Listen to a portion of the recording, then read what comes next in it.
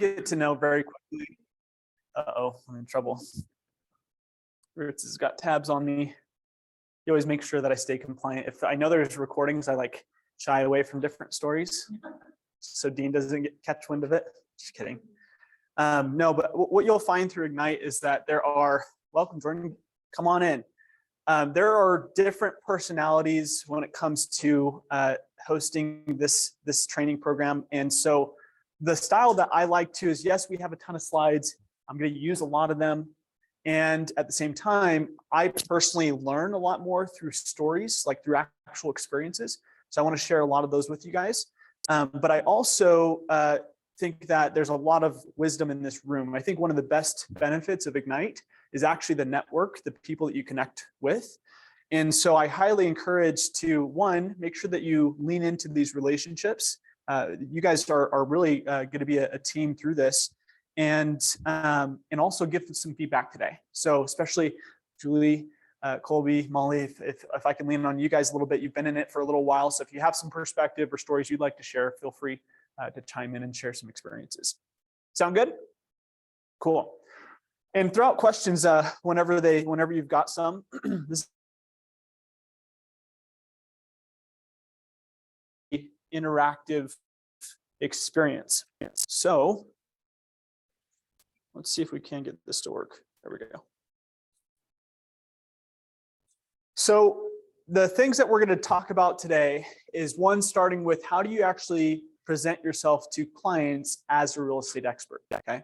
There are a lot of agents that have their real estate license, but very few that can call themselves an expert of real estate, okay? And so we're going to help you understand what does that actually look like, especially in this shifting market, which real estate expert in today's market is way different than what a real estate expert looked like 12 months ago, okay? We're going to talk about specific ways to lead generate and actually grow your business. We're going to talk about how to effectively follow up and build a consistent, what we call repeat and referral business, okay? When you get far enough into your career, you actually have kind of an organic amount of business that just naturally happens as a byproduct of you being in the area for so long. But for the first couple of years, that's not how it happens. It is a grind. You have to put in the effort, the energy to actually build a business, and a lot of it comes through your lead follow-up. And then also just the process and how to maximize throughout that. So the first thing I'm going to start with, here's the reality, okay? Anyone can do it, not everyone will. The barrier or the bar to enter into the real estate space, is it high or low? It's pretty low. Like if you compare it relative to other professions, right? Like how hard was it to go and get your real estate license compared to going and getting a master's degree in some other field, right?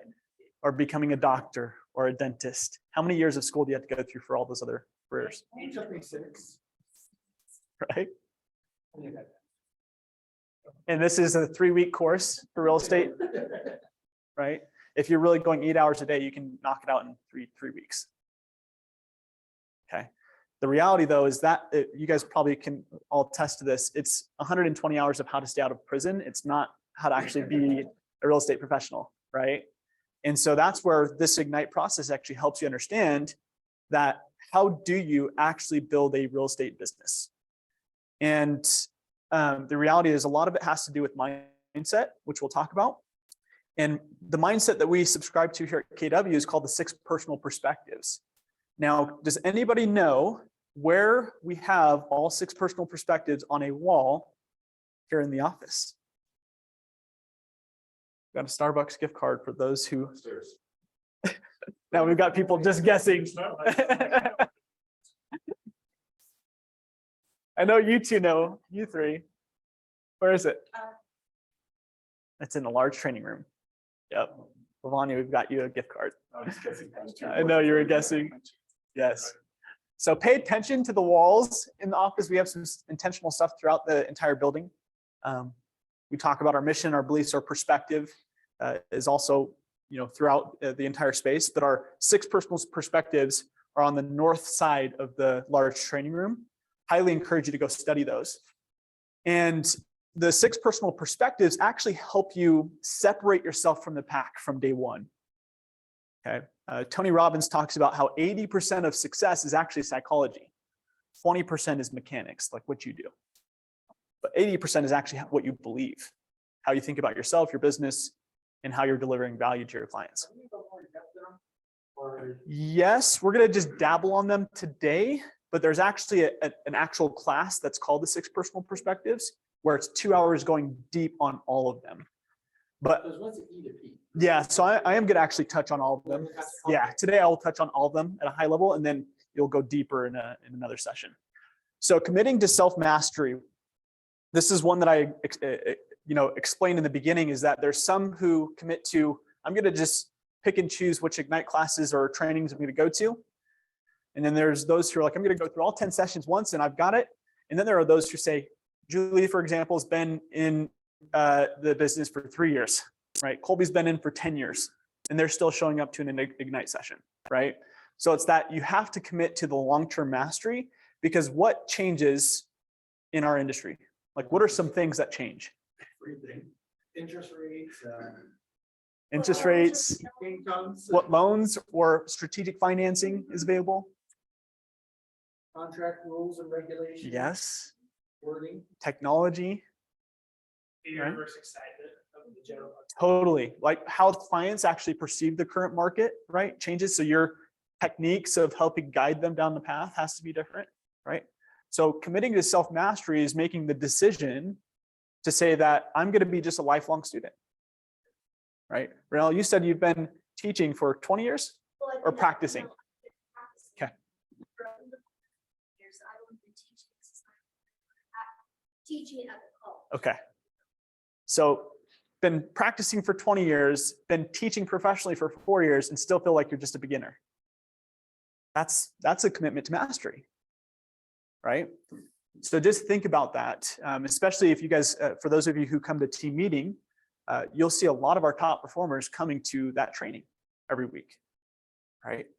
Because they realize that there's always room to grow and enhance their skill set. Number 2 is committing to the 80-20 principle. What is the Pareto law? Is anybody familiar with that? What does that stand for? The 80-20 principle. So have to understand about that 20% of your activities and stuff produce 80% of your results. And being able to discern between what things you need to be into, which is that 20%. I mean, obviously, yes, you have to do it all, yep, right? But when Keller Williams talks about in the Millionaire book, right? When he talks about that from lead generation to listing and leverage, at some point in time, that leverage can be turned over to some degree into that 8%. Yeah. Yep. Write this down. Write down 80-20 principle. The opposite is also true. Okay. And I'll explain that in just a sec. 80-20 principle, the opposite is also true. What I mean by that is Renelle put it perfectly, that 80% of your results come from 20% of your actions. Now, when I say the opposite is also true, that means that 80% of your efforts make 20% of your results. Yes. That's where 95% of people run into a roadblock in their real estate career, especially when they're in the first 2 years, is they actually focused on the 80% that only yields them 20% of the success that they wanted, and it doesn't get them to where they want to be, right? And so you actually have to go through this process of refining and really switching your mindset to how can I always be top 20% focused? How can I look at a list of 20? This is a good story really quick. Warren Buffett had a pilot for many years, and some of this, I can't remember the exact details, but I'll kind of go through and explain this to you. But his pilot was with him for 10, 15 years. And one day he said to his pilot, he's like, I've done something wrong. He's like, if you're still my pilot after this long and you haven't made enough money to be, in your own, kind of retirement plan, then I've done something wrong. So he said, I want you to go and write a list of all the things you would like to have happen in your life over the next 5 years. And bring me that list back. I want you to write down 25 things. So he goes, writes down his list. He brings that back to Warren Buffett. And Warren Buffett said, circle the 5 that are most important to you and bring that back. So he went and circled the top 5, brought those back.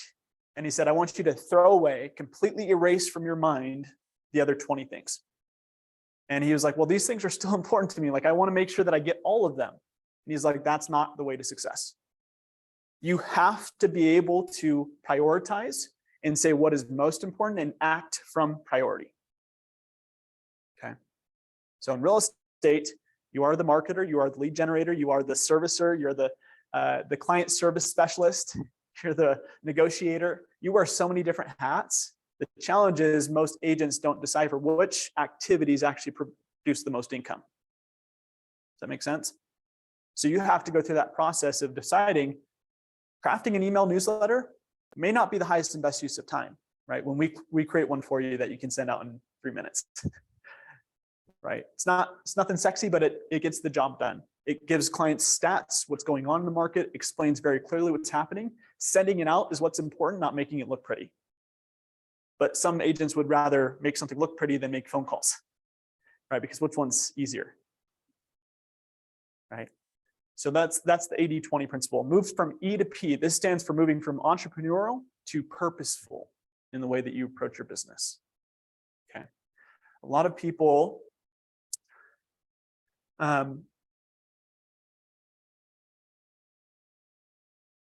who's read Rich Dad, Poor Dad? Okay. What letters are on this quadrant?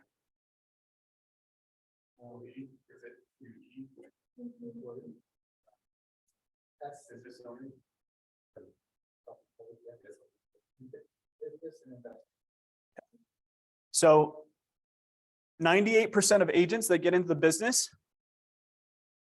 are moving from some sort of employed state to being self-employed, right? And they perceive that they have more ability to control their time, their money, their income. So they get into real estate, not realizing that it's a myth, right? On your time constraints, you are at will of your clients to an extent, especially when you're first starting. But there's some people who are very purposeful around how they build in real estate, and they actually turn it into a business, right? And a business means that you can at some point step out of it. You have an exit strategy, right? Whether that's 10 years, 5 years, 15 years, whatever your timeline is, you've got to be very purposeful around how you organize your business to where could you go on vacation for 2 months and still have closings and everything operate as normal? Or does the whole house set on fire, right? Or could I sell my business? Josh Stern is one of a KW agent up in Salt Lake who sold his business for a very substantial value, right? Because he had enough systems in place, enough leverage, and also brought in leadership to continually operate it with him. He left for a year on vacation to see if his business would be able to sustain without him before he sold it. Be able to prove like, I don't have to be in the business at all.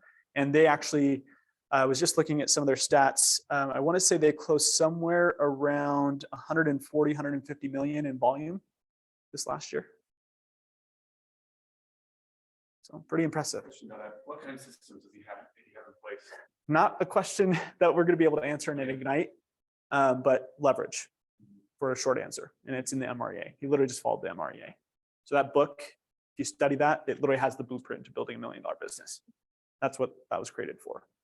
But any other business size that you want to create, if it's a $100,000 business, $300,000 business, you can do that with that roadmap.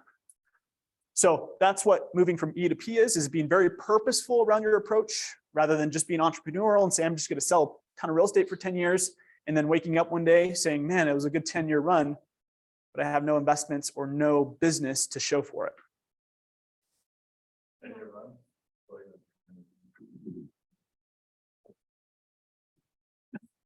Yes or no? When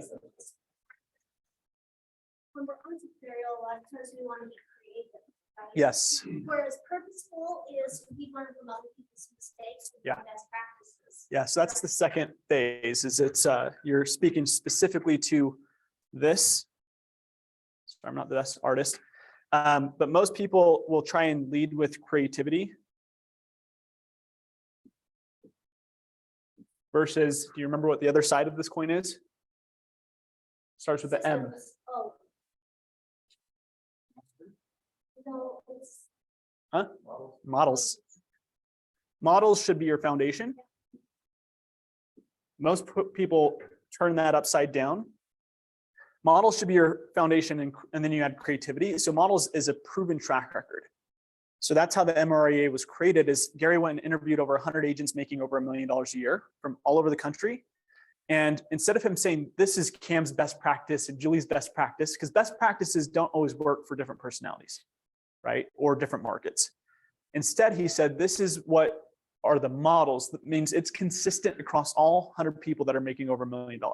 It's the same. It's the same ingredients, right? That they're putting in. So yeah, this is literally where I failed in the first 2 years. It was like I just assumed that without by myself, I figured out a way to sell homes. So I started knocking doors and doing crazy things like that. And knocking doors was good, but there were things that I could have learned from being like in an office like this that would have taught me to do. There's other ways to get a higher return, especially in a down market. Yeah, yeah. Was anybody at team meeting yesterday? Okay. What was the conversation about? Seller financing. So would you rather learn from Jax, who's obviously a master of that craft, or would you rather just figure out a bunch of seller financing knowledge through just repetition of trying to fail through it and practice on your clients? According to him, we both. Use them as a resource. And Doing it will help. that's what this is. So models is you're building on a pre-existing knowledge base of somebody else's mistakes that they made, but then adding your own process, because you can't get 100% of what somebody else has learned, but it gets you a lot further in the process, for sure. And this is the last piece on moving from E to P, is that there's a natural ceiling of achievement that occurs. And this is essentially, if you look at entrepreneurs in the business, they will run into this ceiling, and usually it's the same income level. So for like 3 to 5 years, they'll be stuck at the same number. And they're like, I don't know what it is, but this is like been my cap, right? And some of that is mental, but a lot of it is that you have to do what comes unnaturally that other people are doing that's working. So it doesn't feel the greatest, but you might have to add some different strategies or approaches to break through that natural ceiling of achievement. Does that make sense? The next one is being learning-based, the foundation of your action plan. Okay. So this is especially when we just talked about how there's so many different external forces that change and adjust consistently, especially in the real estate space. We have to continually be evolving. Okay. In order to stay at the top of our game, we have to consistently get better.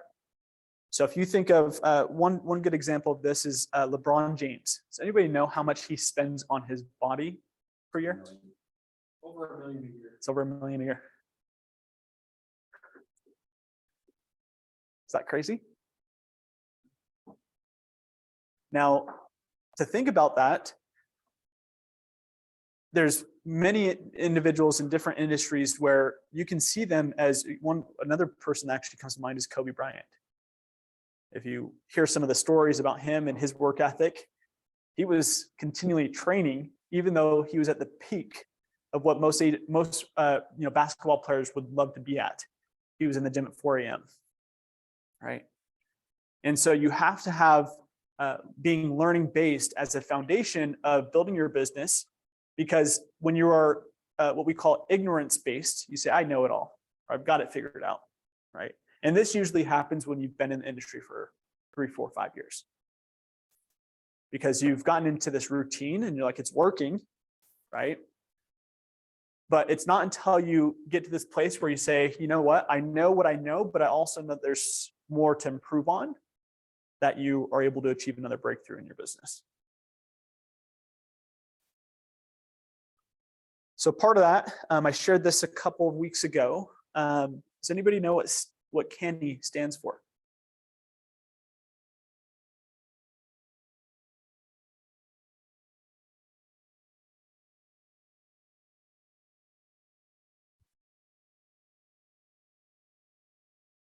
stands for constant and never-ending improvement. Constant and never-ending improvement. So that's another way to simply remember that you want to commit to that never-ending growth and learning is CANI, constant and never-ending improvement.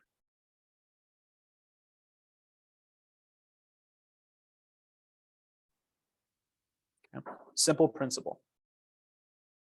Number 5 is to remove your limiting beliefs. And this is a big one. So what are some limiting beliefs that people have around not only the real estate industry, but also maybe money, towards money and growing financially? There's a set amount, if other people have more, you can have as much, like if there's not enough for all the way around. Having a scarcity mindset, it's not enough. It's a good one.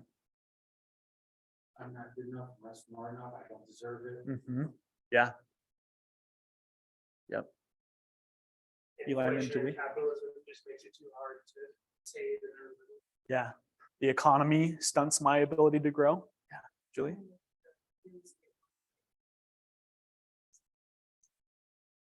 How do you mean about that?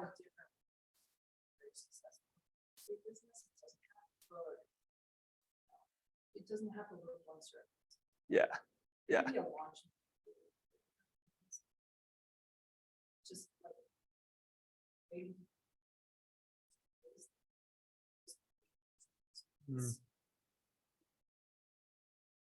Yep. When we're talking about money.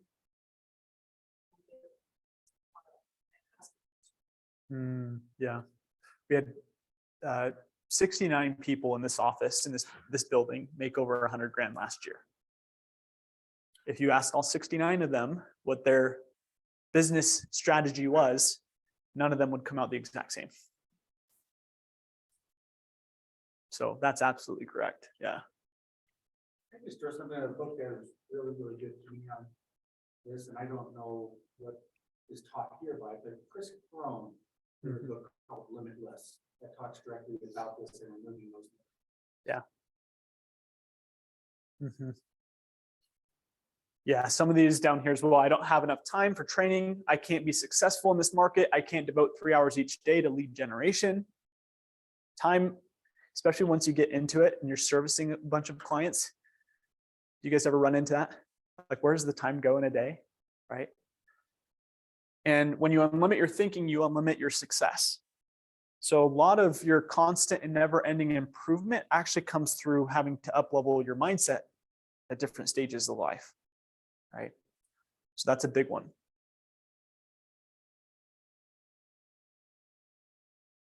Number 6,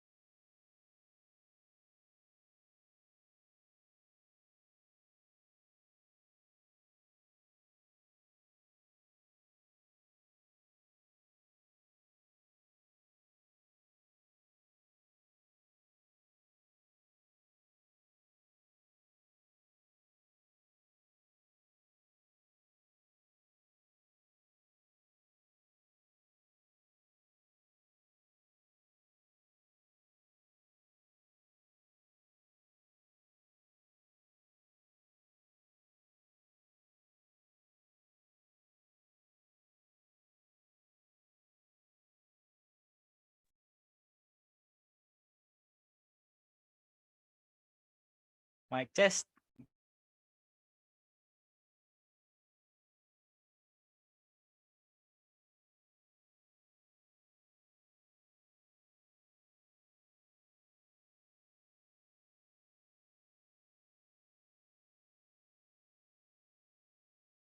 Let's see. Sports analogies in real life are horrible analysis because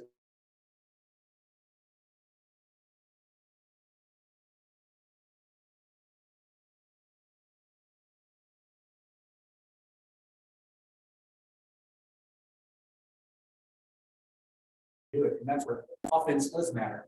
For sports, yeah, you have to stop somebody. So That's just the nature. yeah, defense is you're stopping yourself unintentionally by not taking actions. So for example, if you look at interest rates right now, what do some agents think about buyers in this current market? They're not interested or they can't afford it. So what am I going to do? I'm going to wait till interest rates come down. That's a defensive play. Save your money.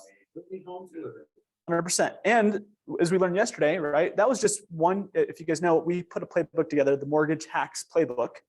If you haven't studied it, please go study it, because we went through 8 different strategic financing plays you can make of being proactive to help clients get under contract in a high interest environment. Seller financing was just one of those 8 options.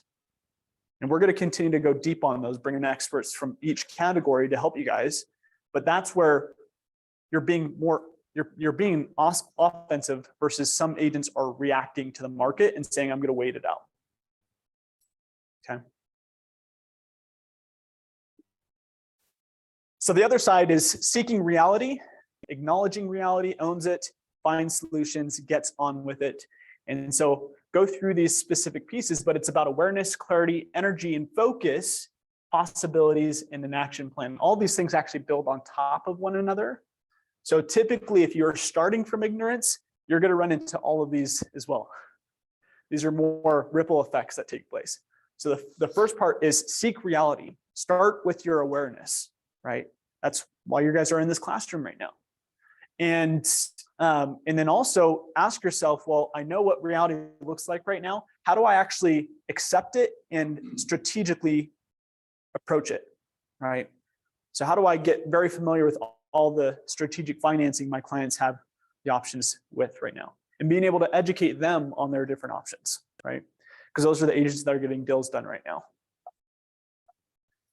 Hey, Ritz, I know you tried to chime in. Are you guys able to hear clearly? Is everything going good? All good now. Okay. Sean Aker was actually our keynote speaker at Family Reunion last year.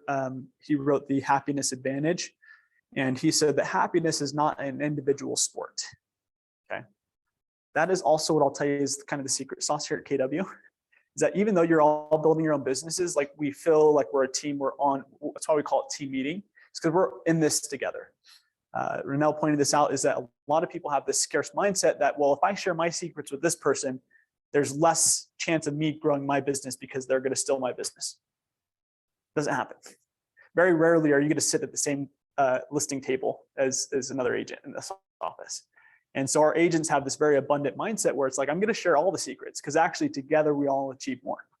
Okay, that's the reality. So happiness is not an individual sport. So we went through the new way of thinking. Now we're going to talk a little bit about KW culture. In this first, and we really are combining the 2 sessions today. This is helping you understand all about how KW operates and why our ecosystem is set up in a specific way to really help you thrive, right? And that's where our tagline is, where entrepreneurs thrive. So our culture is one where we have first our mission, our vision, our values, our beliefs, and perspective, okay? And I cannot, because they're long, I can't recite them word for word, but you can find them on our KW website. But we also have them plastered throughout the office in different places.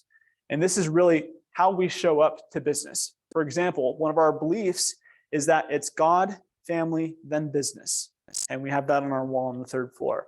And so we operate from that space, okay, in that order. Red Day, is anybody familiar with what Red Day is? Okay. So we believe that the greatest companies on the planet are the ones that have an impact on the the society or the local communities that they serve. And so one of the things that we do, obviously we have KW Cares, right, which I'll talk about in a moment. Red Days, where we actually go and the whole Keller Williams ecosystem, 180,000 agents worldwide, every office shuts down for 1 day per year, and we all contribute to an active service. And so what we do is we do a service project. Last year, we partnered with Habitat for Humanity. We helped them build a home for a family that was in need here in Orem. But we also worked and put agents in their resale stores to help with that, help with cleanup, and committed a lot of manpower. We also donated 15,000 collectively between our agents, all in that 1 day. So it was a massive charitable contribution. And when we have, let's say, 70 agents participate in that, it's open to anybody. There's a lot of good that we can do for the community.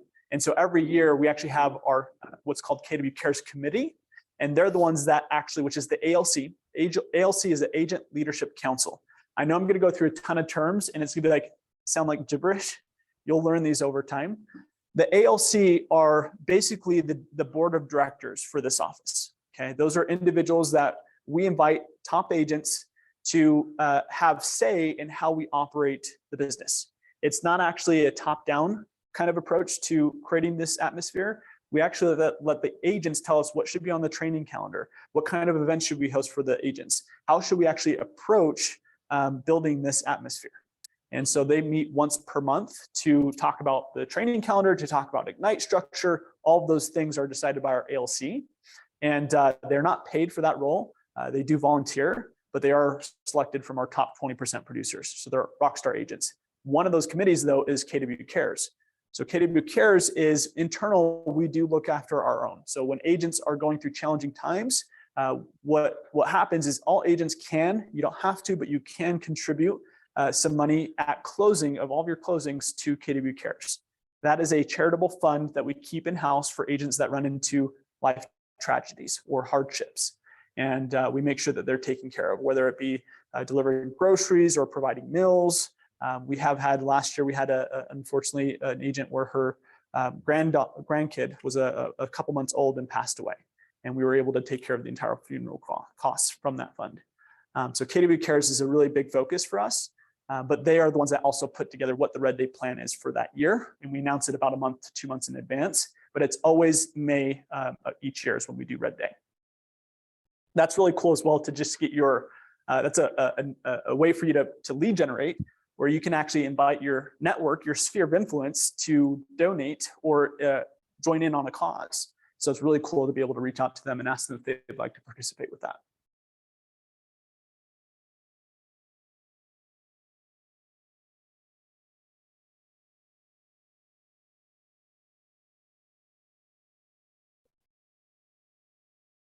Okay, and I mentioned our mission, vision, values, beliefs, and perspectives.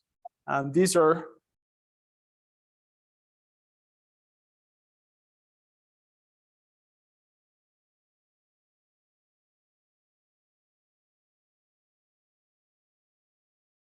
detail.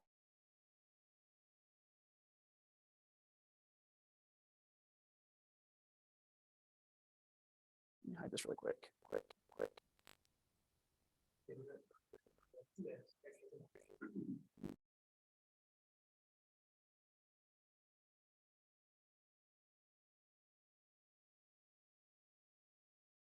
Let's pause for a sec while I get this set up. What are some ahas? We've been talking for about 30 minutes. So what are the things that have stood out to you so far?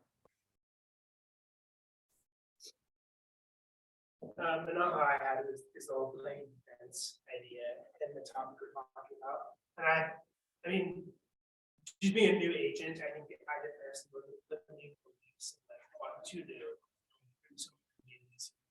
I shouldn't be having success as like such a new agent.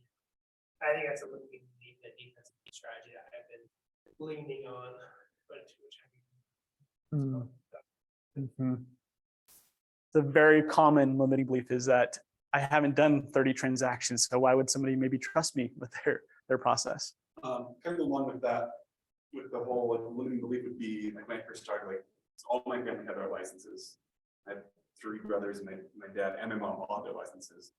and a bunch of friends, and like, who's gonna use me? Like, everyone already knows someone, like, I saw a stat once, like, everyone in Utah knows at least 3 to 6 realtors. Yeah. And so that's like the defensive sign, but or the defensive lead, but the offensive I've been thinking about ever since I joined Keller Williams is like, go make your calls and everything, and instead of being just one of those 6 that someone knows, be that one that they remember and most recently comes to mind. Yeah, you can separate yourself from the pack that way. So Yeah. if they know 15, that you're the most recent person. Yep. And they are looking, then you're most likely to go to you Yeah. if they don't have mom, dad, sister Right. already in. So, Yeah, it's great. I really Yeah, like same. the models as the foundation, because I lean more towards creativity, but I'm focusing on models. So I like looking at it in that model that shows you the triangle. Yeah. That's- Yeah. For sure. Yeah, the inverse is always less stable. For sure. Great, Colby. My favorite thing that he said was right at the very beginning, he said that, Tony Robbins says that 80% of, well, 80, so your mindset is 80% of your, well, I can't remember Your what I success said. and Your 20% is success and mechanics. Yeah. Then you immediately after that said. First. Mhm. Yeah, I love it. I was thinking, I would love to have family members who were like all realtors, but I'm the exact opposite. I have absolutely no one in my life as a realtor, and I was thinking that'd be so awesome. Family behind me, but then I was thinking, I joined KW so that I could be in this. Yes. Yeah.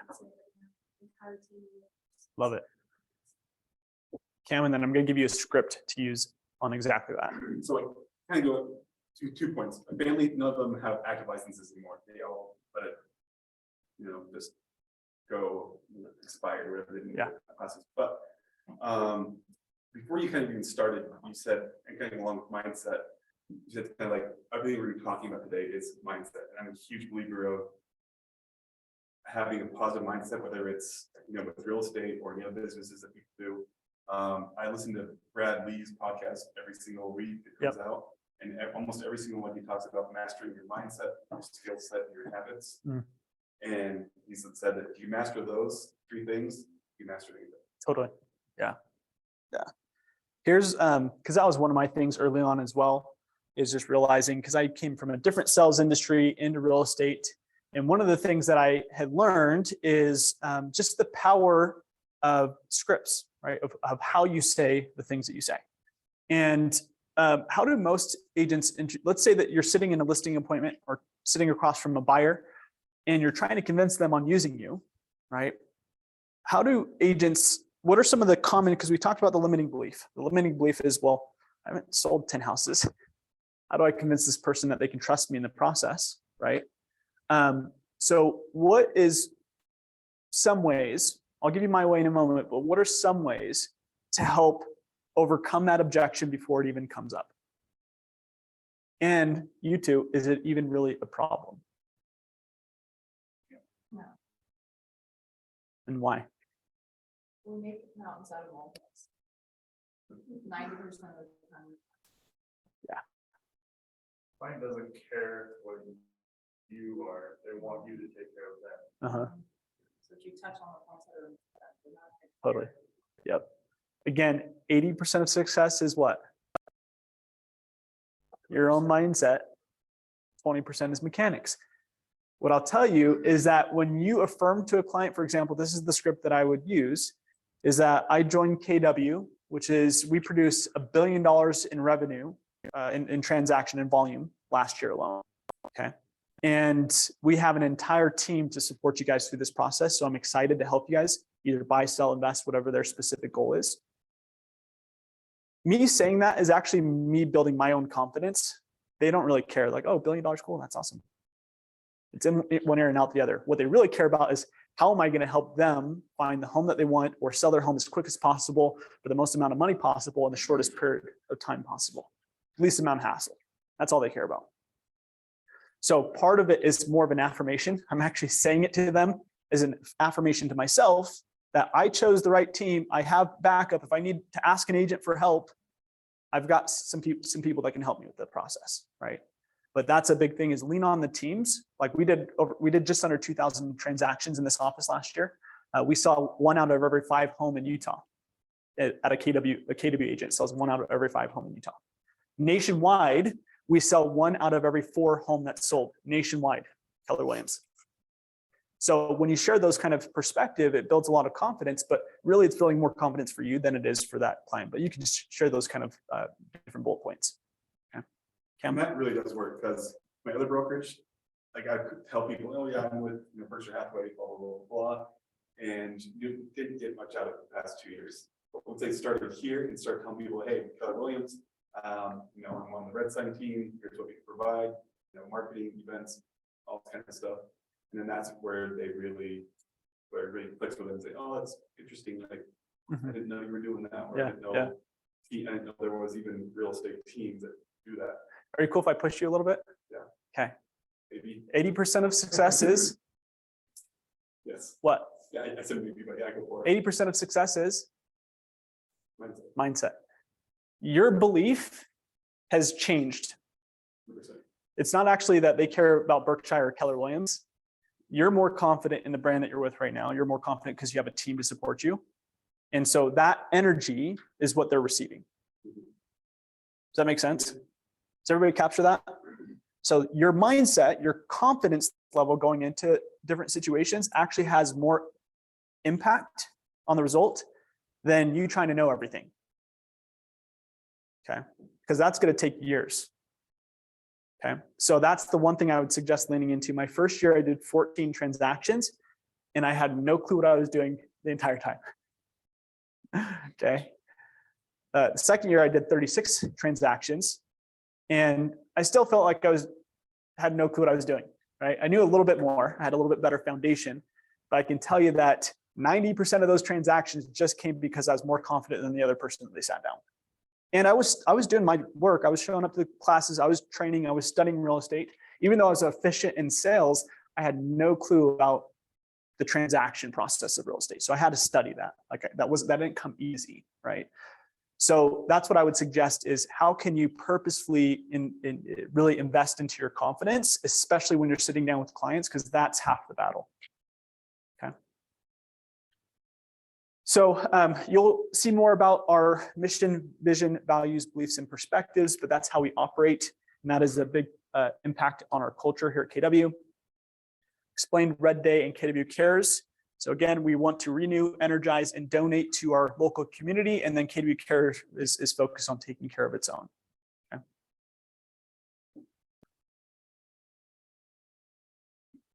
So let's talk about KW value. So this is, again, really quick. I'm going to breeze through this one. But this is what we're talking about, is just recognizing some of these stats, having it in your listing presentation that you send to clients before you show up.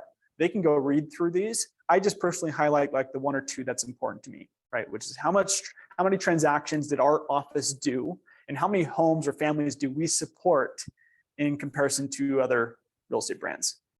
Okay.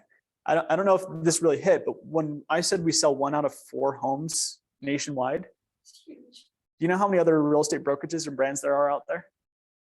Thousands. Like that's a huge, huge accomplishment. And again, it does show by the way that we do business, right? So just knowing the local stats, so not only the large brand stats, but also just locally here at the office, leaning on those. Of course, we have training and coaching. It all starts, your career really starts with Ignite, and that should be a staple of your career in building that foundation. But you do have things like Family Reunion, Mega Camp.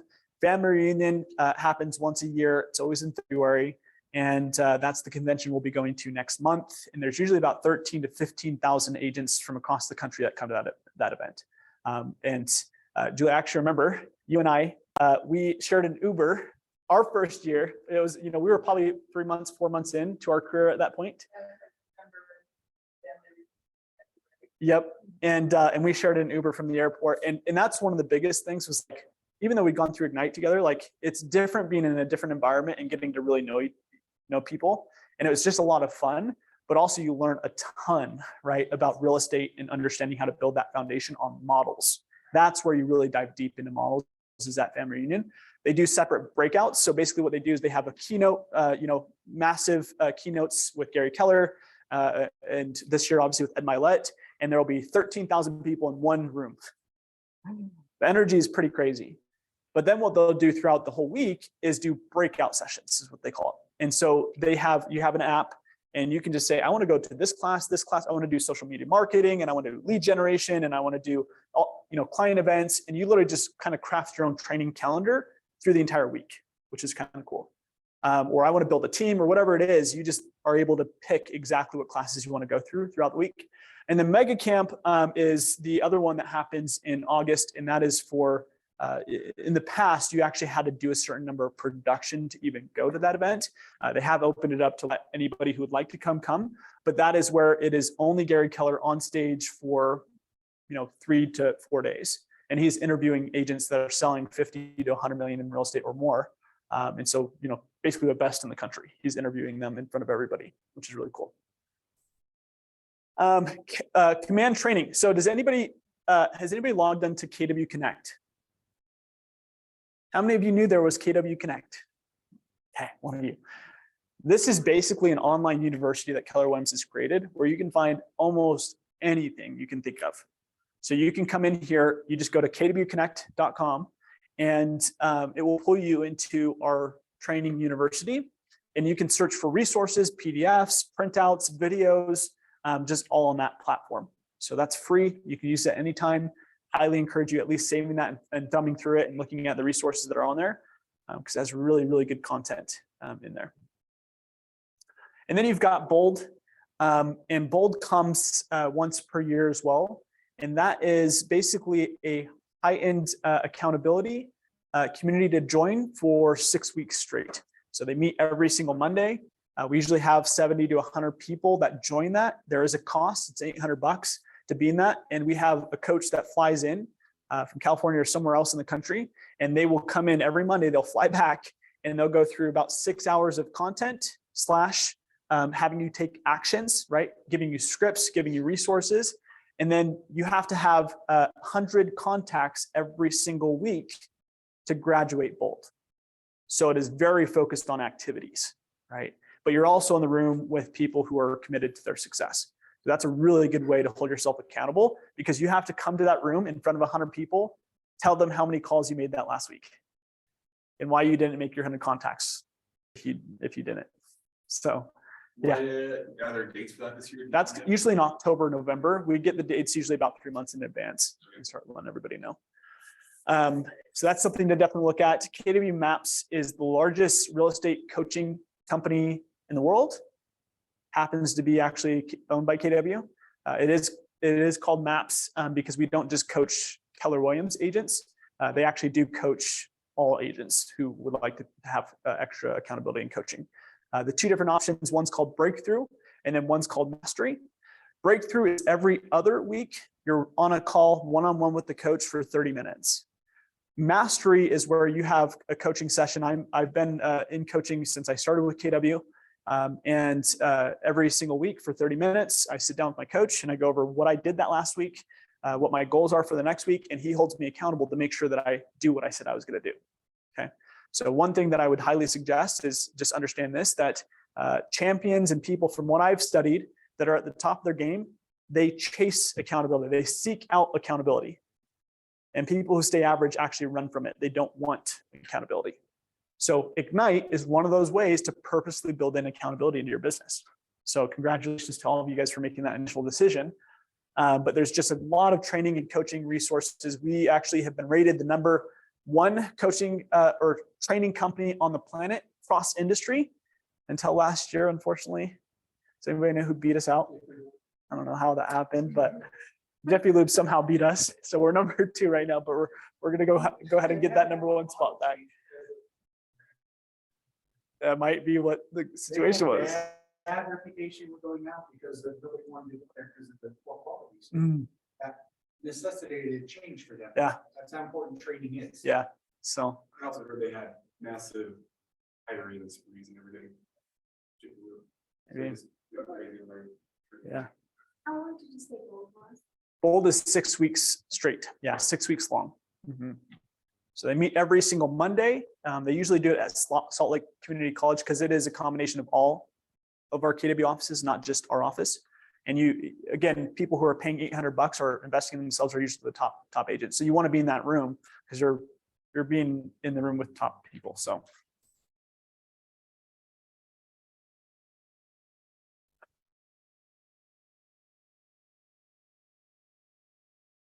What I would call is the most strategic of just being entrepreneur. Sat down with agents, operate off of index cards and what their needs are.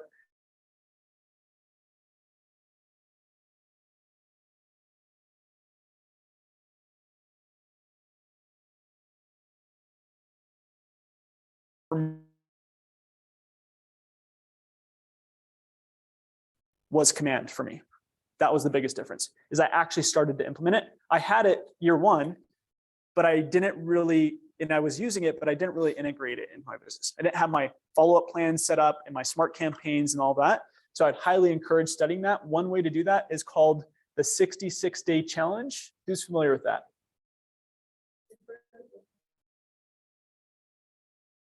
That's really, but I can't remember. So the 66-day challenge is a resource that we have in place where you can learn command and really become, I won't say a master, but you can become pretty much an expert in command in 66 days through short 4 to 7 minute videos. So if you literally just go to, I'm going to pull this up for you. If you go to YouTube,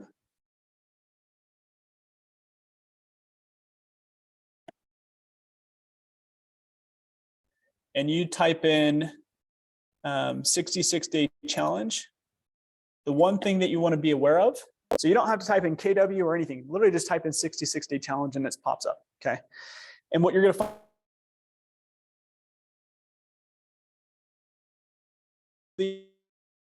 so I would go to Marty Miller and you want to click on playlists because you guys know how on your iPhone, if you look at your current like system or software that you have installed, what version is it on?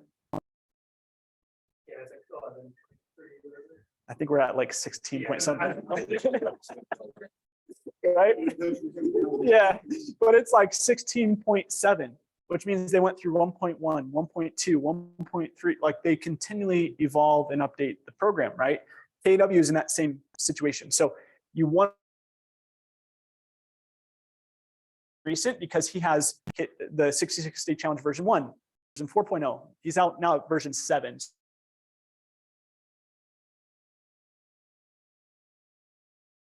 So if you click on playlist right here, KW Command 66-day challenge version 7.0. So because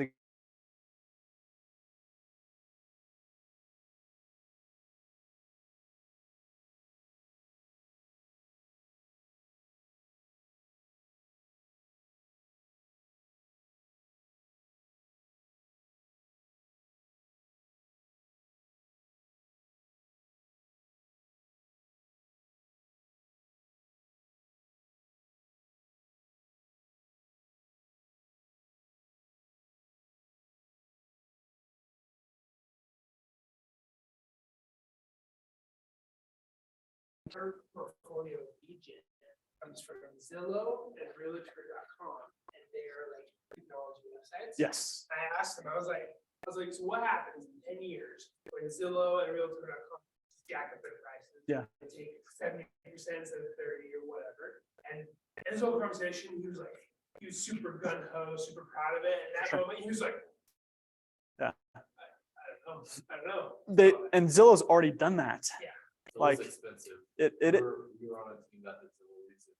Their average legal was working There's paying a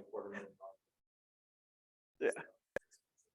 So you can do the same thing for ads and generating leads on command through our forgetting what the specific app's called now.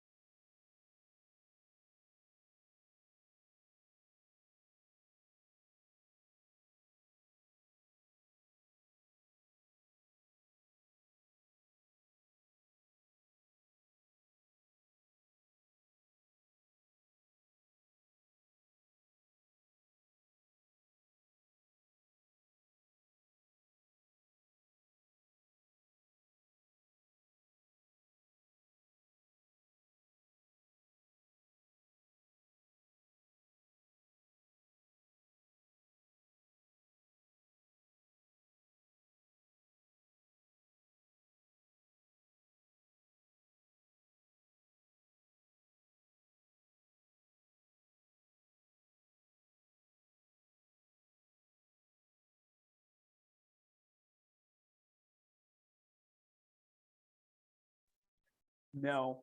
So on the website, you literally just go to command.kw.com, and then on your app, you have the KW app from the App Store. Yep, but they're synced together. Same login information and everything. I would suggest making your phone calls from there, from your app. So if I were to go into my contacts and say I'm going to call Aaron, if I hit on his phone number, it's going to say, do you want to call? And then after I make the call, I just hit cancel. But if I had completed the call, as soon as I hang up with him, it's going to say, do you want to add an activity? And I'm going to hit yes. And I'm going to say, Aaron says that him and his family are going to Disneyland this week. And they just, they're thinking about moving in a year. And I'm going to hit save. It's going to log that on command desktop. So when I go back to call them next time, I go, oh yeah, they went to Disneyland. What can I do strategically when I call them next? Hey, how was Disneyland? I remember you guys went 3-4 months ago. Oh, it was awesome. Great. So he remembers that it was important to me, right? Enough for me to remember that. When in reality, I'm using technology to help me remember, because you're not going to remember all these conversations when you have a ton per week. So, but command has tasks as well. So if you're using the task applet, it's going to tell you, hey, remember you have to send a CMA to this individual or put this person on a smart campaign. So it literally just is your personal assistant in the palm of your hand. So it makes it really easy to run your business.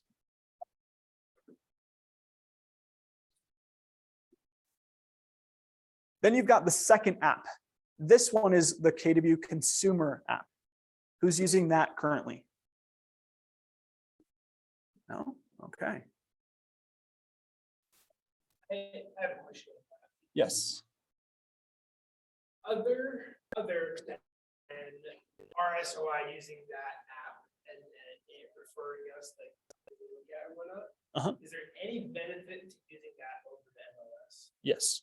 I will show you. I've heard it from personally, it's just say. Doesn't it tag it so that if somebody has your connection to the app, if they look at a home anywhere in the nation, that it actually will contact you as the agent that so in other words, what if they look at your one that you sent them, you're always the agent that's contacted, and then even if you need to find a referral in another state for them, you're still the agent that is contacted through that. Okay, so referral. So there's a huge benefit that way as well, I feel like. Yeah, so let me show you. And correct me if I'm wrong. Heard it in passing, so I may understand that. That's a part of just them being in command in general. They don't necessarily need to use the app for that. If you just have their contact information, phone, email, all that stuff in command, you can still fit from that, doing referral fee and all that. But one of the benefits when it comes to the KW app is if you download the MLS app, that's where they're searching, okay? Two things. One you highlighted is who did to the listing agent. So when they click on a house, whose contact information does it show? Yours or the listing agent? Listing agent, not yours. No, number one. Okay. Number two is what MLS is it?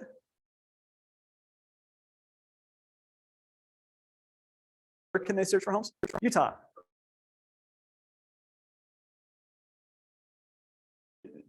Your website, so don't mind.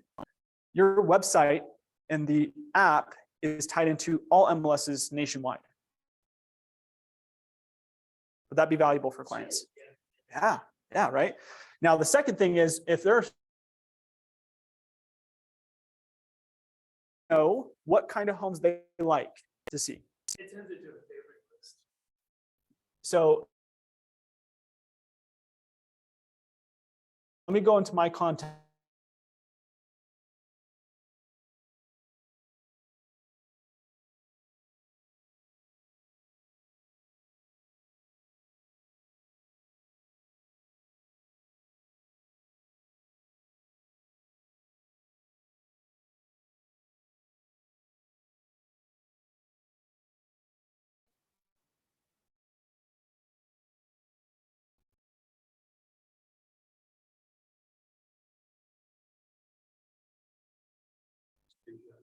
Yeah.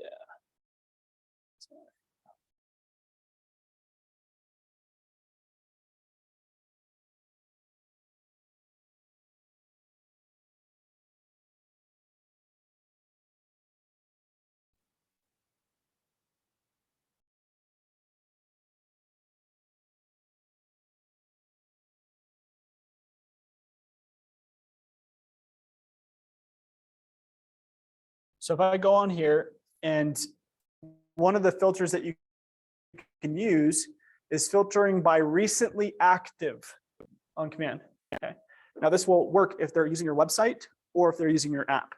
Now you can see that Andrea Downs was active 2 days ago. Now if I click on her contact and I look at the timeline, what is it showing?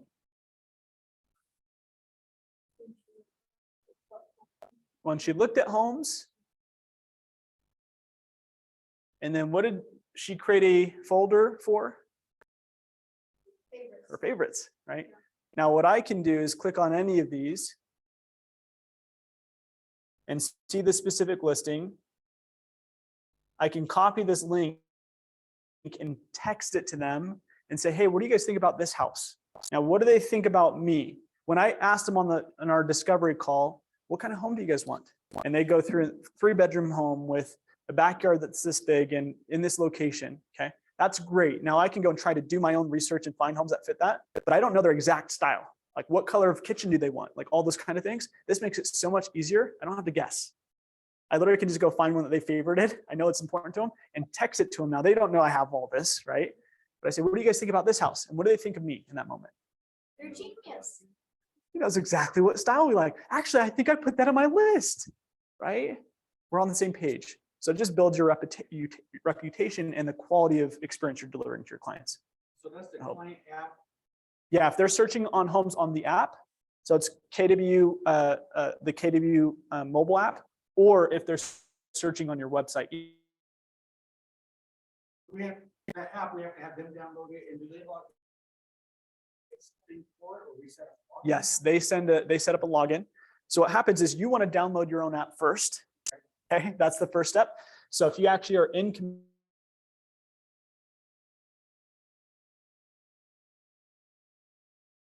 KW in the top left, and it will expand it for you. But down here, you'll see it says consumer. That's your client experience.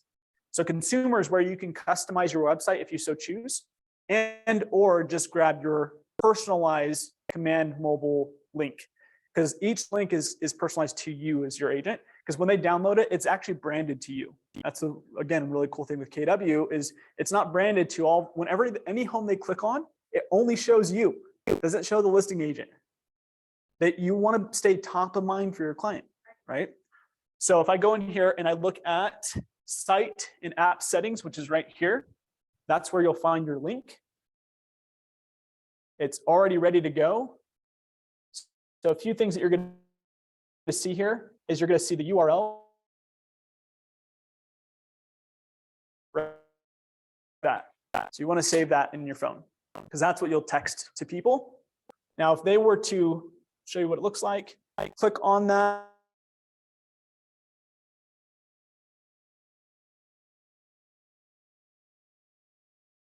Computer, this is branded to me, and all I do is download from Apple Store or Play Store.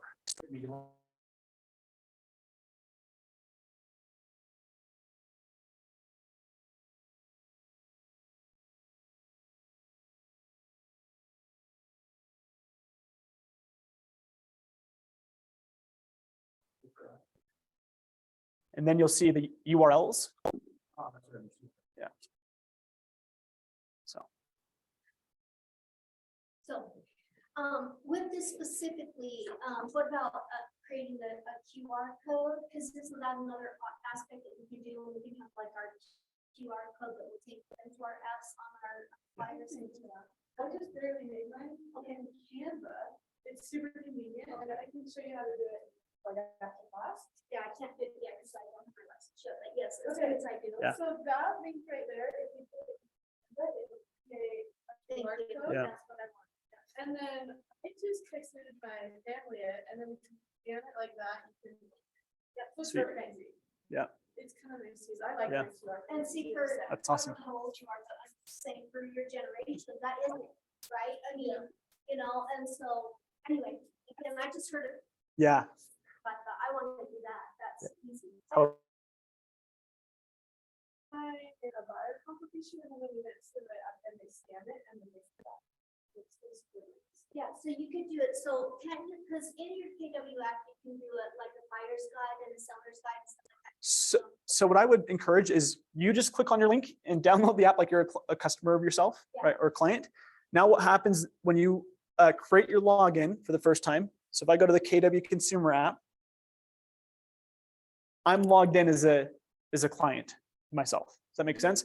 If I hit more, it says share the KW app. If I hit that, it pulls up Shoney's link again. So if a friend was referring you, it's not going to go back to KW. They want to refer you, right? So if I actually share that, that's the same link. It's another way to find your link consistently to make it really easy.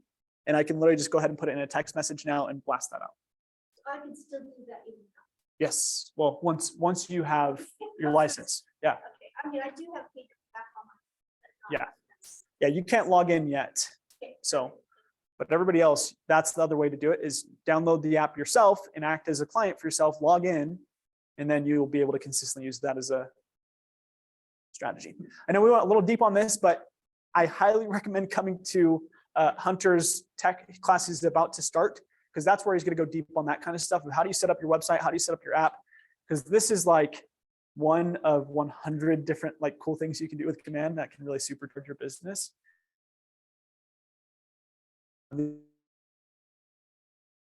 Take a picture of this. I'd highly suggest studying these things. This is what we call the language of real estate. You'll hear us say LORE, L-O-R-E. That stands for language of real estate. These are the stats that your clients want to know about. This is how you position yourself as a real estate expert, okay? Is knowing not only what the stat is, but also what does it actually mean? How do you explain it in very simple terms to your clients, okay? So for example, I'm not gonna go through all these because of time, but if I were to say we are down, if people say, how's the market? Have you had anyone say that yet? When you tell them you're in real estate? Yeah. Don't tell them how the market is.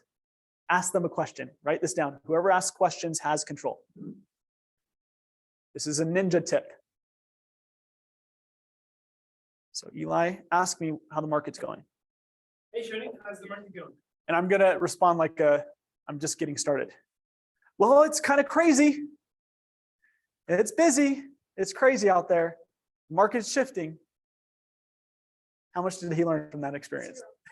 Except that you're uncomfortable. Yeah, right. So get very good at responding. So Eli, ask me again. Hey, Shoney, how's the market? You know, really, it depends. Are you thinking about buying, selling, or investing? I'm thinking about selling. Okay. Pause. What just happened? You should control the conversation. Yeah. And guess what it really did for me? Is it bought me time. We often just respond to respond without actually saying what's most important for this person that would be a valuable response. Does that make sense? So I just do that also to buy me time, but I also do want to know, well, it depends. Investing market is very different than the seller's market and different than the buyer's market. So I need to know which one he's most interested in to be able to give him a valid answer. Does that make sense? So that's a great question. You can answer this later, but I was just wondering, like, what if they answered, oh, I'm not looking to do either. Yeah. So, and I say, are you looking to? Another one is, well, what one are you more interested in buying, selling, or invested? Because all those markets are a little bit different. So which one's more interesting to you? So it's not saying that they're going to make a move right now, but which part of the market are you asking about? So that also is a more intelligent answer because you're letting them know there's different kind of levels of this market. So it really depends on which one you're asking Which about. side? Yeah. So they will respect that answer more than it's crazy, it's hectic, it's shifting, it's. That's an So- option. I said, not really. It's a bad habit. Yeah. You just answer To answer.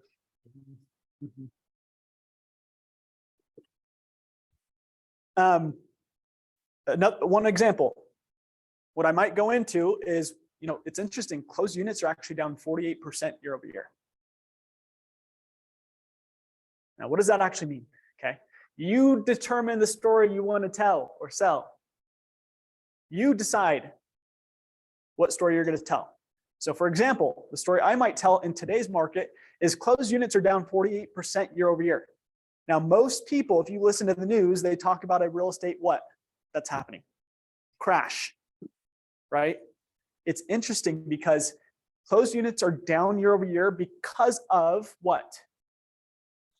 Now, I wouldn't ask a client like this, right? I would actually explain it to him, but I'm asking you guys because I know you know the answers. I just want to help you with that, okay? So closed units are down because of why? Fear. There's one big indicator that really moves the needle in the market. Inflation is part of it. Rates, affordability, right? Rates affect affordability. Affordability either slows the market down or speeds it up. Okay.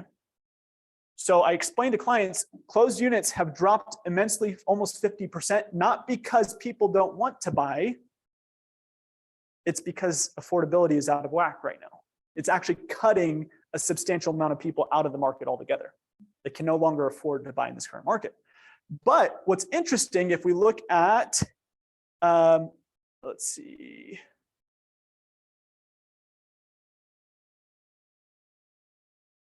Okay, unfortunately, it's not on this slide, but this is a stat that I know. Do you know year over year how much values of real estate has dropped here in Utah?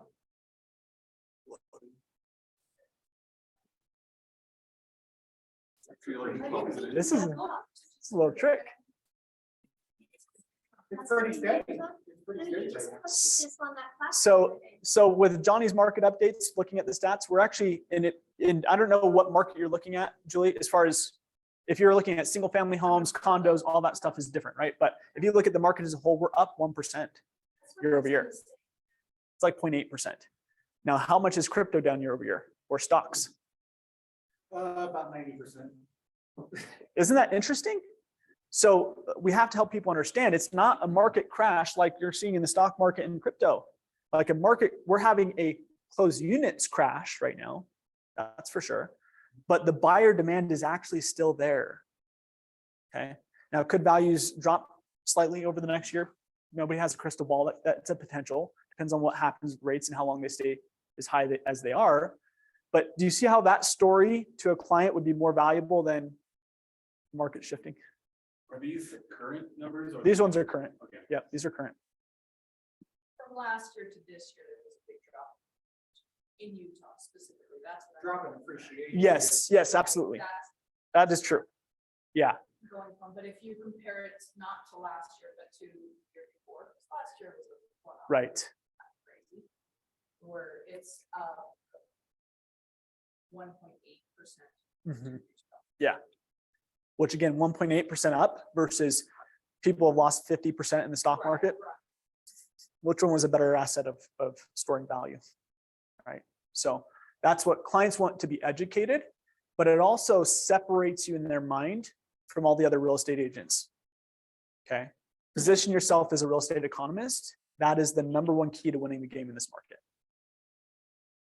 The game of last market is who can show homes the fastest.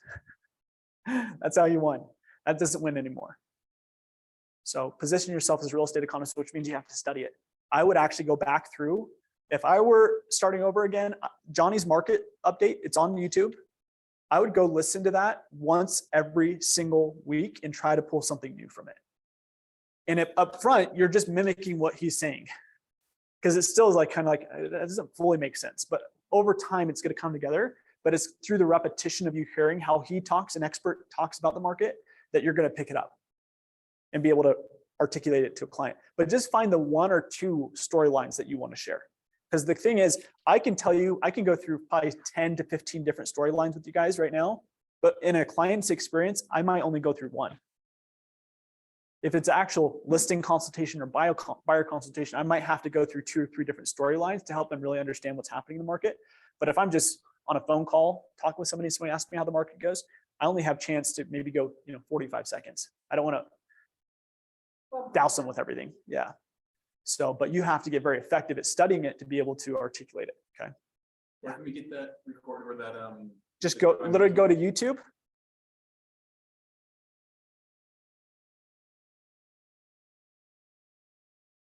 KW Utah.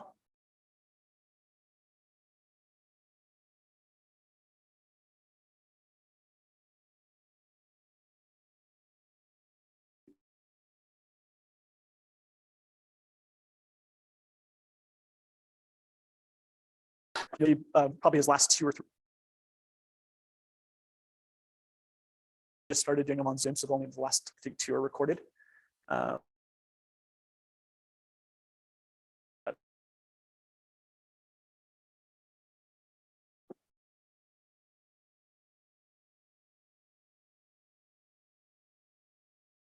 25 minutes. This is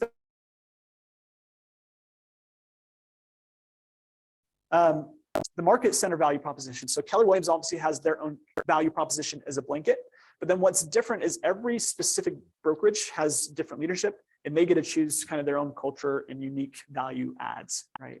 And so that's what we've done here at KW Westfield. And so just to give you a little perspective, so you guys know who's who in the organization. Who knows Johnny Christensen? Okay. What is his role? market, right? And he's part of the resident team, or did he step out of that role? He's still the Red Sign team. He's one of the founders of it. Yeah, so he's a founder of Red Sign Team, which they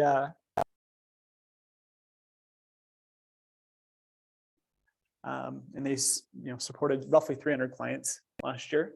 But he is what's called the OP, which stands for operating principal. So he's actually the majority owner of this brokerage as well. There's 3 investors and he's the majority owner. But he also is the regional director, which is essentially the CEO for all of Keller Williams statewide. So there's 7 KW franchises here in Utah, St. George, Park City, and then you've got some Salt Lake offices. We obviously own the Utah County franchise. And he is the one that is the director for all 7 of those. So he's been hired by the regional owner, whose name is Scott. He lives in Arizona. He's not here too frequently, but he actually owns the state of Utah when it comes to Keller Williams franchise. Okay. Obviously, Johnny brought me in as the team leader, the CEO of this franchise a little over a year ago. And then you've got Hunter Chinnicky, who's our market center tech trainer, as well as director of agent services. So he's kind of the one-stop shop. If you need support or help, you can run towards Hunter. Molly is our front desk first impressions, but also she's our launch coach. So she is really the one that is kind of your go-to liaison for the first 90 days of your career, where it's like, hey, I know, Sadie, you asked the question earlier, case studies, where do those go to now, right? All those questions can really be directed towards Molly, and she can point you in the right direction and support you through that process. Okay, so Molly's a rock star. She's been with KW for a couple of years. You have Abby, who is our front desk first impressions as well. And she also does support with our social media. You've got Dean Crandall, who's our principal broker. So what's a little bit different than most brokerages is usually you have the CEO, the broker, the owner is one person. Keller Williams, the way they operate is they actually separate all of those roles because we know we can deliver far more value by doing it that way.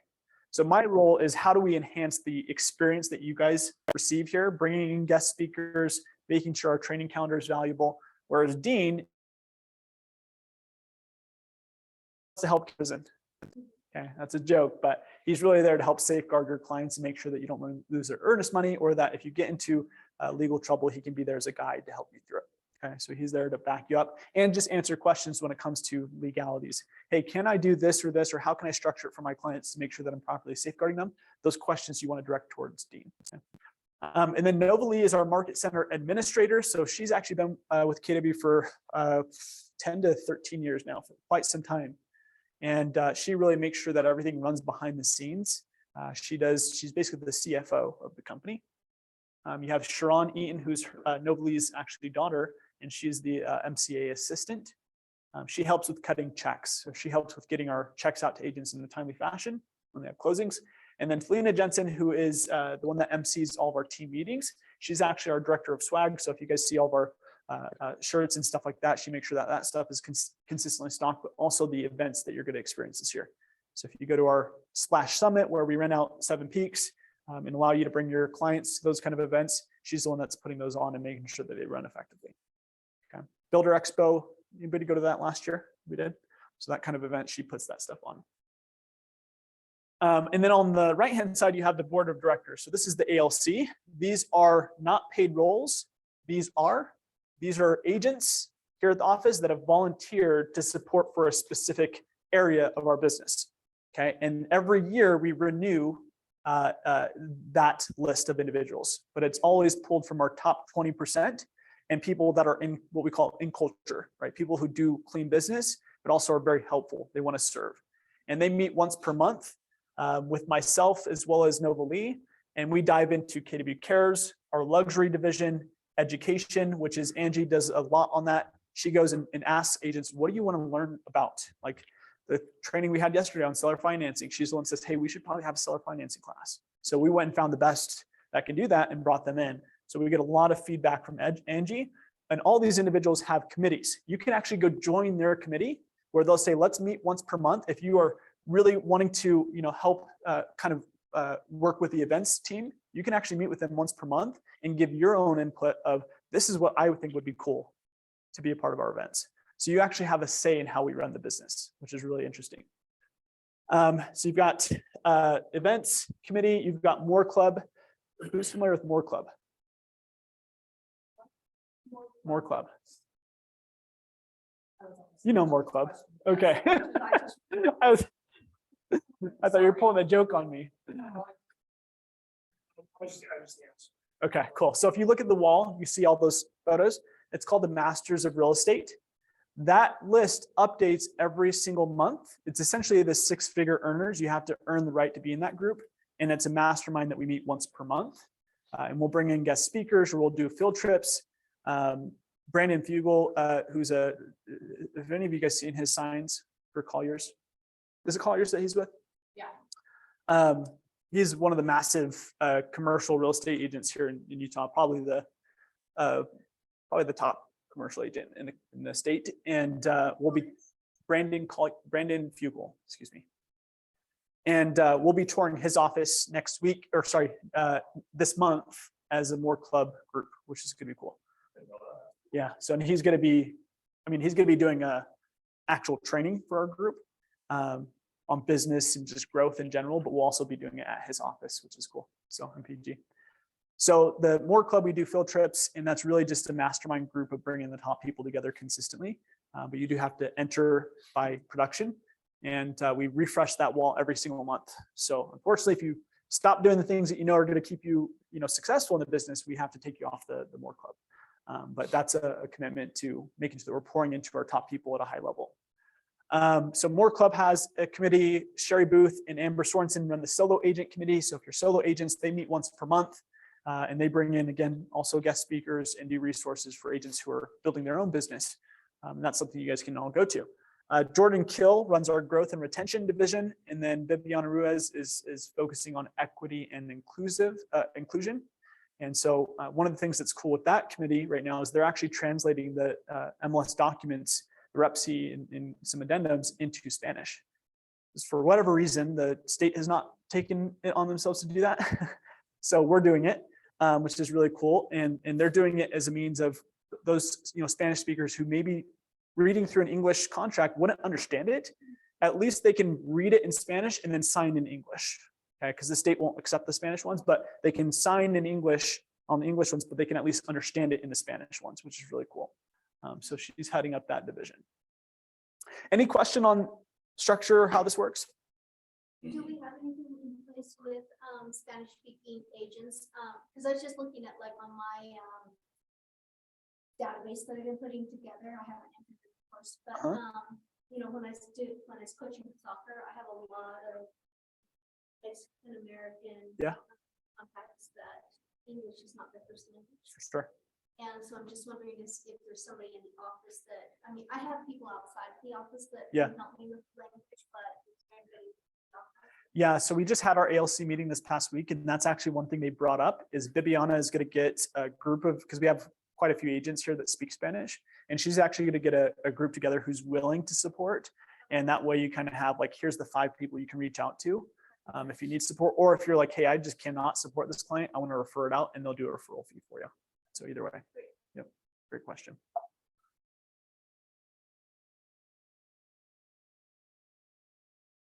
Another one is profit share and understanding how that works. And that is you recommend anybody to join KW. You don't have to be their coach or their mentor or anything like that. It's just you recommend them to join KW and you will get profit share, meaning when they close a transaction. What's unique about KW is in normal businesses, what percentage of profits goes to the ownership group? At McDonald's, when there's profit, how much goes to the ownership group? 100%. Like how much do they give to the employees at McDonald's? None of the profits, right? No profits. Yeah, whatever their wages are. So 100% profits in a normal business go to the ownership group. With Keller Williams, we're structured so differently. This is the magic number. 52% of profits go to the ownership group, 48% actually go back to the agent base. So we've actually profit shared over $1 billion back to Keller Williams agents, which is really awesome. How that's broken up is based off of just production that's done in that office. And so if somebody has named you as their sponsor, what happens is when we have a closing, and if we have profit that month, you're going to get a check on the 21st of the following month, whatever your profit share proportion is, right? Does that make sense? Mm-hmm. So the simple way, yeah, exactly. Your cousin will get profit share in New York just because she referred you here in Utah. Exactly. And once you refer the person, what commitment do you have moving forward? Nothing. Completely passive. Okay. Now, the cool thing is KW's profit share system was created back in the 80s. And this is something that they've stuck to, which is really awesome, where what happens if you've been with KW, some of you may not know, but you too should, if you've stayed with KW for more than 5 years, what cool thing happens? Profit share for life. And what happens when you pass away? Yeah. Like that's phenomenal. So really awesome. Does How it that, works. you mentioned like whatever your profit share percentage is, does that change at all, or is it on the person? Yeah, I won't go into the mechanics of it right now, but there's 7 levels deep. So if Hunter referred you, right? Somebody referred Hunter, somebody that referred Hunter referred them. And so it actually goes 7 layers up that they're getting profit share on that whole downline. And what happens is it's based off of where you're at on that. So if you're if like Hunter gets the majority of that profit share, not the 7th person up. But then also it's based off of, well, how much did Hunter produce last month comparison to the rest of the office? If he produced 1% of the profits, you get 1% of that 48%. So I know that might be a little deep, but yeah, there's a whole class on profit share rule that teach you all that. But it's proportional to how much did your downline produce that given month. And sorry, there is a whole. Mhm. If you're with Keller Williams for 5 years and you leave, and you're still in that profit share. Yep. And say go do something else. And you refer another agent back to the office, even when you're not in the state, you still sign. Yeah, you can still refer people. There's- Yeah. Yes. Yeah. So there's one individual, I can't recall his name, but I was in Austin, Texas, maybe. He's one of them, but he's not the one I'm thinking of. Yeah. Aaron Kaufman, I don't know his exact numbers, but it's somewhere around $1 million a year he makes through profit share. Doesn't sell any real estate. So, but there's another individual who, he was never an agent. He just wanted to build KW. So he was making calls, recruiting people. He was basically an assistant for an agent, a KW agent. And last year, because when I was out there, they pulled up his numbers, and Mark King, who's the president of Keller Williams, said, I bet his profit share is probably around $300,000. He was in that role for 8 years, recruiting people to Keller Williams, and left. He's been gone since 2013. So Mark King was like, I'm just betting this is what it is. Guess what his profit share was annually? What he made last year in profit share? I wish. Well, $700,000. And he's been gone for 8 years. So he's making 700 grand without even being in the ecosystem, which is pretty crazy. So 6 doctors. yeah, yeah. So truly passive income, and that's another way that KW helps people build wealth. We want to help you have an exit strategy, and passive income through profit share could be one of those. So just mentioning it, if you do, one of the easy ways that a lot of our ALC members grow their profit share tree is when they do a deal with another agent. If the agent was good and they liked them, they said, hey, you should come to one of our trainings. Come check it out. When they come to a team meeting here and then they go back to their own brokerage, what were your trainings like at Berkshire compared to here? Oh, what trainings? Yeah. Because Ben Kinney was recruited by just somebody handing him what was the investment book? Yeah, millionaire real estate investor. Yeah.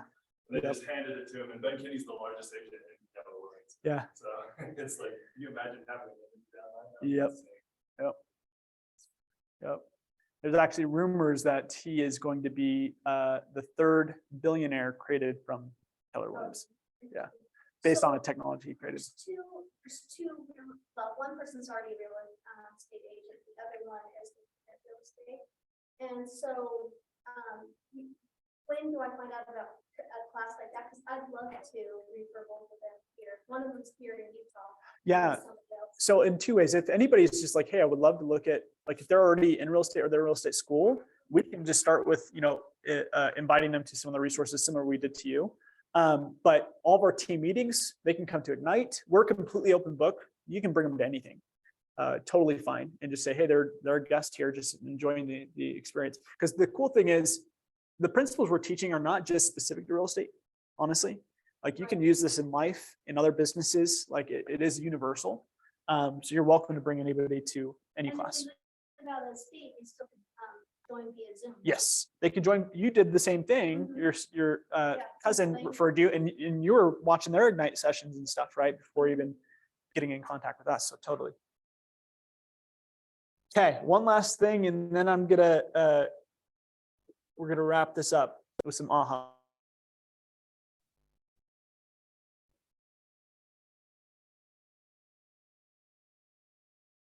So KWX is a holding company.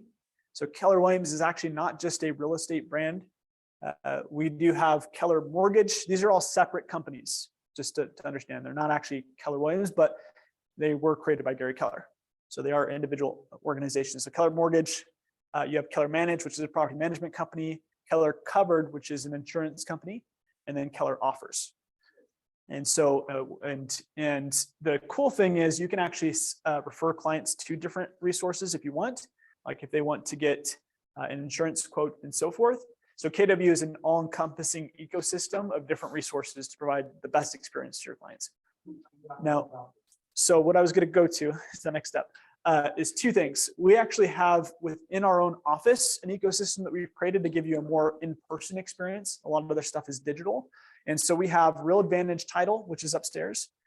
We have Utah Home and Auto, which is owned by many of the KW agents here. You guys can become investors once you've done enough business. We'll invite you to that room.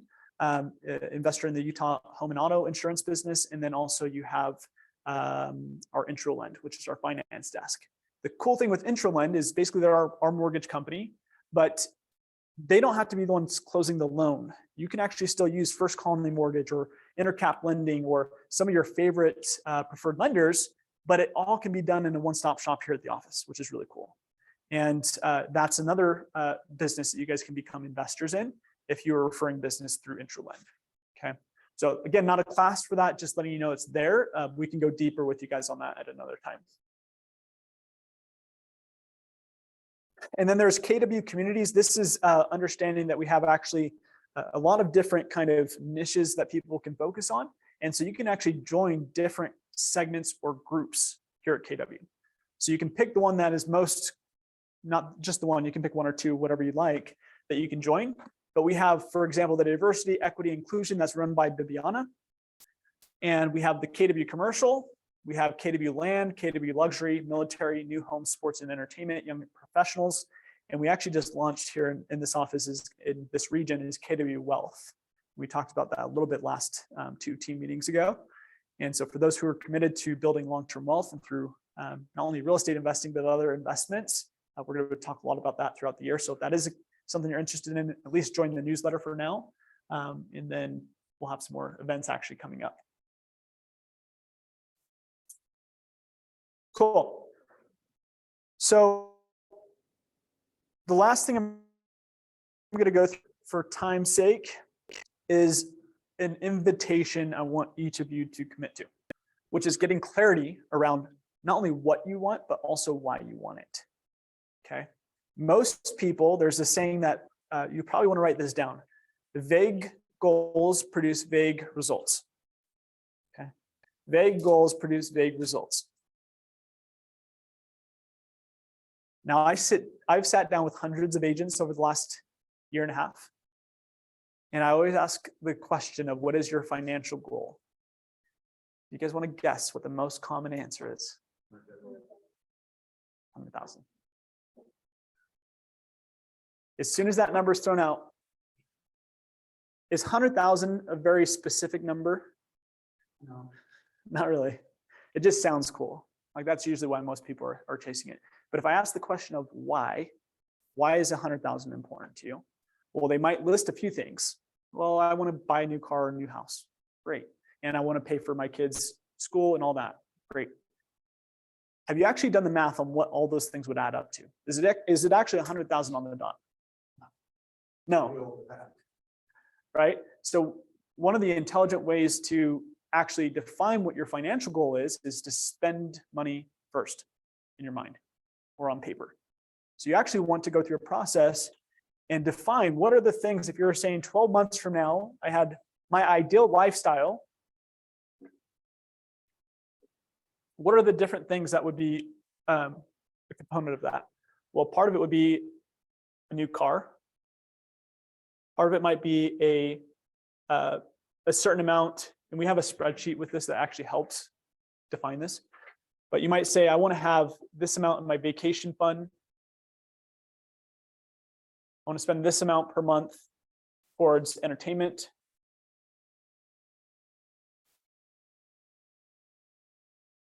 Kids' school. You literally list all the things that are important to you and then how much it actually costs. Okay. it will show you the financial goal that you should have. Does that make sense? So it's actually very specific, because if I asked you your reasons, you should be able to pull up the spreadsheet or a piece of paper or whatever and say, these are the 72 reasons or the 34 reasons or whatever number that caused my goal to be 364,000. If somebody asked me my financial goal and I said, my goal is $172,940, what would you think about a person that gave you that answer? They have it down, you have a list like that. You wouldn't even need to ask why. You just know, okay, they have some specific reason for having that specific number, right? So again, vague goals produce vague results. Get very specific about your financial goal and what a big life looks like for you. And I wouldn't call it realistic. Just be aware of time horizons. Like most people, they overestimate what they can do in 1 year, and they severely underestimate what they can do in 3 or 5.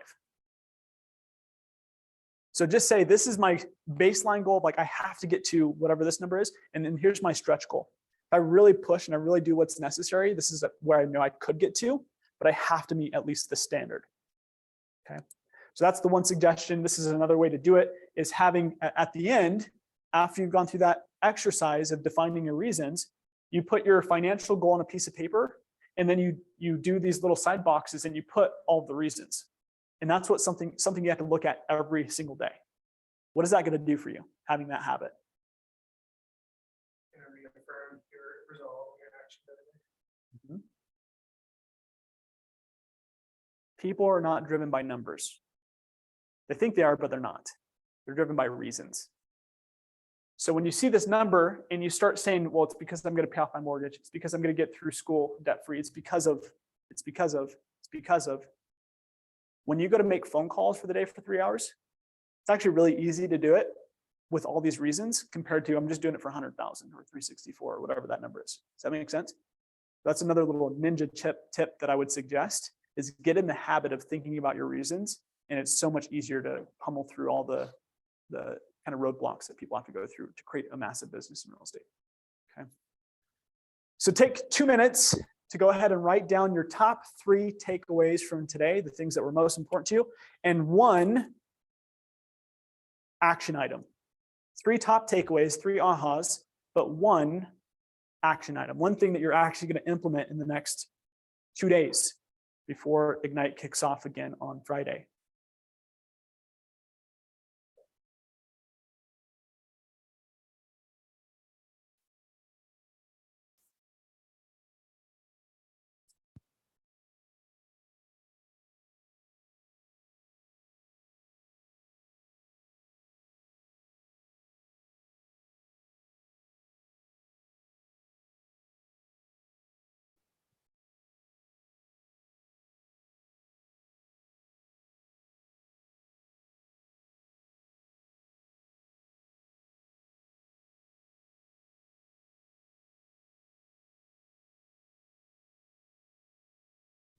We covered a lot of ground today, so pick the ones that are most important, what stands out most to you.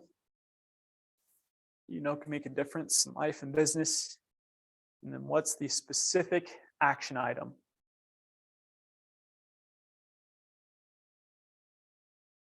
Another way to flip what I said earlier is vague actions produce vague results. Get very specific.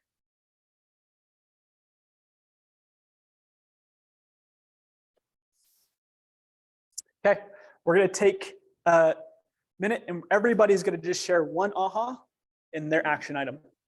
Cam, I'm still writing mine. you started today, so we're actually going to start and reverse engineer it with Dorian. You're going to kick us off when you're ready. My biggest aha was the canning concept of never ending. I like that. Yeah. And then implement, I put practice / role play discussion in the market with people. Cool. Just going over statistics and like find out like why the rest of the market.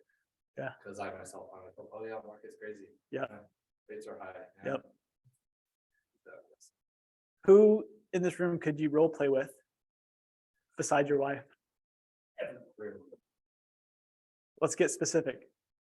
Who else has a goal of role playing, talking about numbers in here? Well, mine wasn't specific to role playing, but I. Well, and this doesn't have to be your action plan, just who would like to role play that. Okay, so I would pick one of them. Cool. Which one? Right now? Yes. Go for it. We can all role play Yeah, together. we'll get it together. Okay, you three together. Awesome. Okay, sweet. Cool. One aha that I had was, when you said that you have to think of your specific goals for, well, just think, having your specific goals in mind before the whole number, or how much money you wanna make. Yeah. And so my action was to do exactly that, but just remember that before doing my daily tasks. Doing, because that puts it. Yeah, I love it. Awesome. I have a lot of my stuff on Google, because Google has a lot of tools like the spreadsheet that I like to see. And I really wanna understand command, because it's the same way where it has a lot of tools, I just have to understand For it. sure. And so my goal for the next class, I wanna watch 15 of the command videos, Sweet. because they're like 4 minutes long. Yeah. That's super, I can do that, probably get more, but I just wanna understand it. Awesome. Great. Was that specific? Did she say a specific number? That's awesome. Cool. One of my ahas was also like the intentional with your goals, purposeful, that story where they wrote the 25 things down. Yeah. But really just focusing on those 5 things, the main goals. Mhm. As well for me, there's this guy I follow, Alex Hermosi. Mhm. He does this thing every day in the morning where he checks his bank account and then he looks at where he's at now. And I think this kind of coincides with it and being intentional with even if there's writing those specific things down, finding exactly what I want. Yeah. and go from there. Awesome. Mine's really, create big goals and big actions. And then even if I fall short when I have big goals, I still accomplished a lot more. Whereas if I make small goals and I make it, then I'm done. I really haven't gone that far. And so to do that, I am going to be creating like the big goals and bigger actions like that, like when you're going over the budget and stuff there like that, like the vacation. But right now it's like, oh, can I afford it? Well, let's put that as part of my actions and hey, I want it, but you know, we like to take small trips and stuff like that. Well, why don't I plan on a big trip? What's that going to cost? Let's put that in the monthly budget.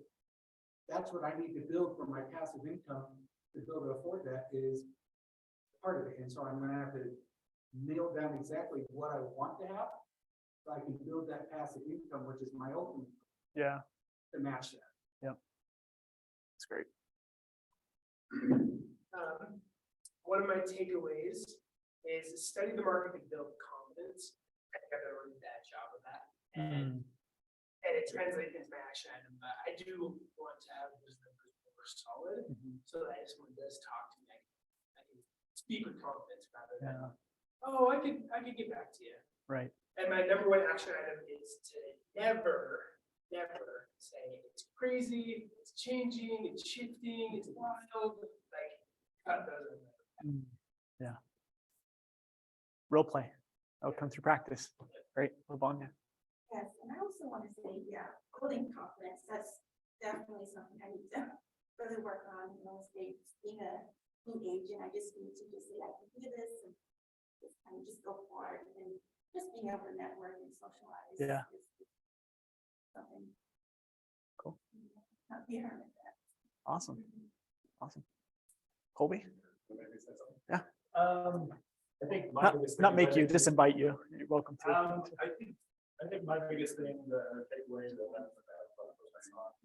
is kind of reevaluating goals. I tend to set goals as kind of like, just pick a number out of the air and just kind of shoot for it and make it closer than actually. Yeah. But yeah, I think that's kind of the big. Sweet.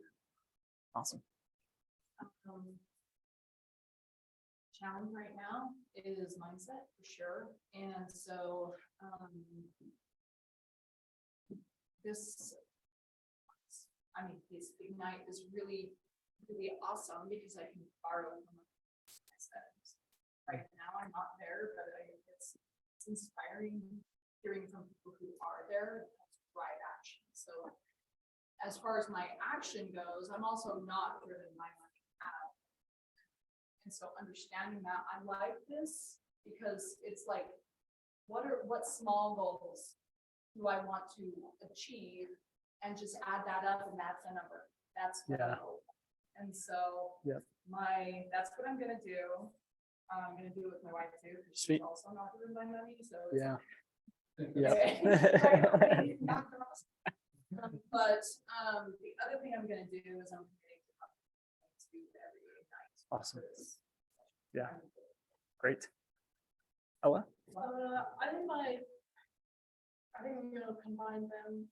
I have fun with the 10 before, I thought it was overwhelming, and so I ended up just not doing it. So I think I'm just gonna maybe go down to like 5 calls a day, counting 5 contacts, and that's a lot less overwhelming, so that I have to get stuff done instead of. Yeah, for sure. Cool. Progress over perfection. Great. I know. So, one of my top takeaways again is being even more specific with my monetary goals. And my action item is, I am actually going to figure out 3 stories of the market, one for the buyer, that's somebody that's a buyer, interested Yeah. seller, and investor. Mhm. So that's at the top of my head, and I feel like I can speak to the, even if it's the 45-second version. Yep. And then I can go for the Yeah. Love it. Great. My big aha was to be go on offense. Mm. And really like put up there, and then action item is just organize a day with, I don't use command, I use the red side and use one, Mhm. basically the same thing. Yeah. But organize all my clients' tasks and action items. Awesome. If I get ordered to do them. Sweet. Cool. Well, thank you all for coming today. I do want to put in a plug for Friday's session is with Riley Condor, and he's going to be talking specifically about how do you generate leads. So that's where he's going to go into actually different options you have. Everybody's personalities are a little different. I had Cindy Yates one time tell me, she's like, I would rather eat a bug than go knock doors. So that's totally fine. If you don't want to use that specific lead generation method, know that there's 15 others that you can choose from. So he's going to go and explain different options that you have and how you can be successful. You want to have multiple forms of lead generation built into your business. And so that is going to be a great session on Friday. You want to be here from 9:30 to 11:30. Okay. Are there any questions as we wrap up? And then if not, I'm going to be passing some time over really quick to Colby. Oh, I don't know if Okay. I don't know if I. Just kidding. I was, so I've been an agent for a while, and I'm sure all of you are like wondering where your first deal is gonna come from. I have been tossing around the idea of just doing some form of lead generated counseling or accountability where either company or we'll do like a weekly or daily meeting where we'll just lead generate and ask questions, mastermind, whatever it might be. Like, if anybody can be successful in it, if I can be successful in real estate, I promise you guys can. I am like ultimate, like. But yeah, so if you guys have questions, my office is upstairs, right across from the printer, so you can come to my office up here every day. You're more than welcome to come up and ask me questions. I've done every form of lead generation you can possibly imagine. Yep. And the cool thing with Colby as well, consistently closing over 20 units a year. And so I would highly encourage when he puts a schedule together, if you're having a tough time lead generating on your own, it's so much easier to be in a room where you're seeing other people lead generate. And like, if they're making calls, I can make some calls, right? But also being able to check in and just say, hey, how do you, approach a conversation when a client says X, Y, Z, and just getting some real-time feedback. On like one other thing too, last year, 2022, agents probably would have been scared out of their shorts trying to sell because of the market. We will be at the best year, so it's definitely good stuff. Yeah, so I mean, a lot of it just comes down to your like what lead generation sources you're actually chasing. You're gonna have a higher probability of closing friends and family than anything else. 100%. That was seriously one of the biggest things that I learned when I came to JW. Is I was chasing all these, like, I don't want to talk to and bug my friends and family. But the truth is that 90% of your business or the good business that you're gonna get is gonna come from friends, family, people that you know. Yep. And it's so much easier to work with them. Yep. It's only bugging them if you're not actually calling to provide value. And you're not really bugging it. Most people. Sweet. Hunter, did you have something Yeah, I just, to wrap up? yeah, well, this is almost separate, so I just wanted to, I had a few things on command that I want to talk about, and I think was concerned, so we Cool. can wrap up at night. Yeah, awesome. Okay, thank you all. Have a wonderful day. Rest of the week. Yeah. Did you guys already announced that you're gonna be doing like workshop? after? Yeah, I'm about to do that, so, also, those who are. Listen to this really quick before you head out, just because this will be an important Yeah. announcement. So those who are in Ignite or in the launch program, whatever your circumstance is, we're gonna start doing sessions, community sessions right after the Ignite session. So Monday from 11:30 to noon, you will be here to answer broker questions, talk about different things that you guys might have concerns about. So that'll be really really good for you guys to attend that. On Wednesdays, I'll be doing a tech moment. So for 30 minutes, we'll sit here, go over something that I prepared or any questions that you might have. And then on Fridays, Molly will be talking about mindset, accountability, and things like that. So I'll just be for 30 minutes after Ignite. If you've already gone through the Ignite session, please mind showing up here and grab lunch after. Or we do encourage you to actually go through Ignite more than just one time. Chances are that you guys like heard Shoney today talk a lot about some really good stuff. Coming back another time when he teaches it, will give you an opportunity to say, hey, what improvements have I made on that specific category over the last 30 days? Anyway, so that's what I would do. Yeah. So really, those are going to be workshop style. We're Yeah. 30 minutes after Ignite. We're going to go in either broker is going to be here on Monday. We've got tech on Wednesday, and then we've got Molly on Friday. And so you guys will have some additional support that you can tap into, where it's just like ask questions, but they'll also have some cool stuff prepared for you. To whether it's some of the stuff I demoed on command that you guys saw today, it looked like you guys haven't seen some of that at all. So that's where Hunter's going to be breaking into that stuff and actually showing you how to integrate it and bring your laptops, because it's going to be workshop where it's like, okay, let's take some time for everybody to get on the same page and download their KW app right now, or get that link. And so he'll walk you guys through step by step of getting that stuff And I integrated. will be doing it primarily in command, but it doesn't matter what, we highly recommend command, but it doesn't matter what system you use, what database